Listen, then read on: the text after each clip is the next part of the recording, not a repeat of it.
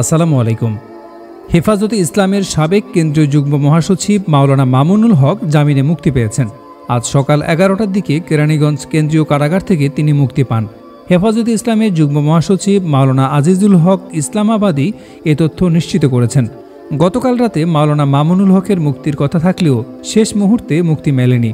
তখন কাশিমপুর কেন্দ্রীয় কারাগারের senior jail super Subrata Kumar Bala জানিয়েছিলেন, আজ মামুনুল হককে মুক্তি দেওয়া সম্ভব হবে না, তার জামিনের কাগজপত্র যাচাই বাছাই চলছে। এর আগে গত 11ই মার্চ মামুনুল হকের মুক্তির বিষয়ে আলোচনা করতে স্বরাষ্ট্রমন্ত্রী আসাদুজ্জামান খান কামালের সঙ্গে বৈঠক করেন হেফাজত নেতারা। ধর্মমন্ত্রী ফরিদুল হক খান সহ সরকারের উচ্চপদস্থ কর্মকর্তারা বৈঠকে অংশ নেন। বৈঠক শেষে গণমাধ্যমকে দেয়া সাক্ষাৎকারে সংগঠনটির মহাসচিব মাওলানা সাজিদুর রহমান দাবি করেন, মামুনুল হকের মুক্তির বিষয়ে সহযোগিতার আশ্বাস দিয়েছেন স্বরাষ্ট্রমন্ত্রী। মাওলানা মামুনুল হক কাশিমপুর হাই সিকিউরিটি কেন্দ্রীয় কারাগারে দীর্ঘদিন বন্দী ছিলেন। তার বিরুদ্ধে বিভিন্ন থানায় 37টি মামলা রয়েছে।